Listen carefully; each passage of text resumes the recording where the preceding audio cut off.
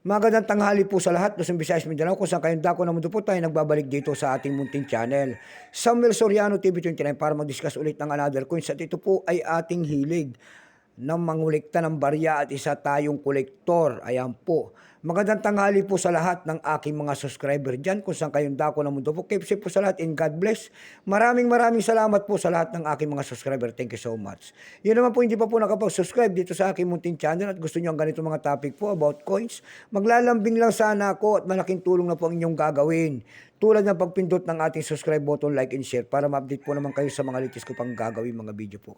Mayroon na naman tayong pag-uusapang barya guys. Barya na lang. Ayan, barya na lang at wala tayong pera. Ayan. Ito po ay nakapalo po sa BSP series. 25 centimos po na wala ng halaga, tinatapon na sa kalsada. Kung tawagin ng mga Tagalog ito po ay Tansong Dilaw. Year 1996 po ang ating pag-uusapan. Pagkatalikod po makikita nyo naman po ang year 1993. Ayan.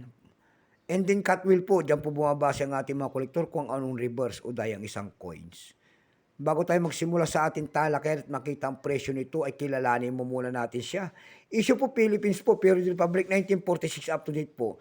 Type nito Standard Circulation Coins years 1995 hanggang 2003. 1995 hanggang 2003 lamang ito at ito po ay hindi namamagnet. Yun naman pong 2003 hanggang 2017 yung po ay namamagnet. Ayan, binukod nila ang magkabilang panig at hindi po magkaiba po ang materialis na ginamit. Pero totally ang years dapat nito magmula 1995 hanggang 2017. Value nito 25 centimos po. Currency piso 1967 up to date po. Composition po nito ay brass.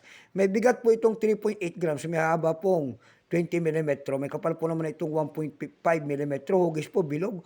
Orientation niya middle alignment. Number N-1682. Reference number KM-271. Sale of the Central Bank of the Philippines na kanya nasa likod. Ito pong year 1996, ito po ay 41%. Wala pa pong maipakita ang ating Bangko Sentral kung ilang pirasong ginawa sa barya na ito. Pero may price na po ito doon sa ating numista.com. Yung kanyang very fine 14, extra fine 14, almost uncirculated 23. Dako naman tayo sa kanyang presyo po. Doon sa ating eb.com, nakakita ko tayo nagbebenta doon ng $12.93. Mayroon na rin tayo nakita doon na 337 pesos. Yung maliit po na bintahan doon ay 55 pesos.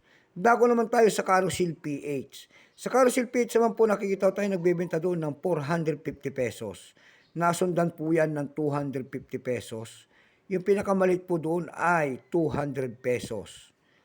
Ayan lamang po ang aking may babahaging kanyang presyo kasi kung saan na ako naganap, wala na.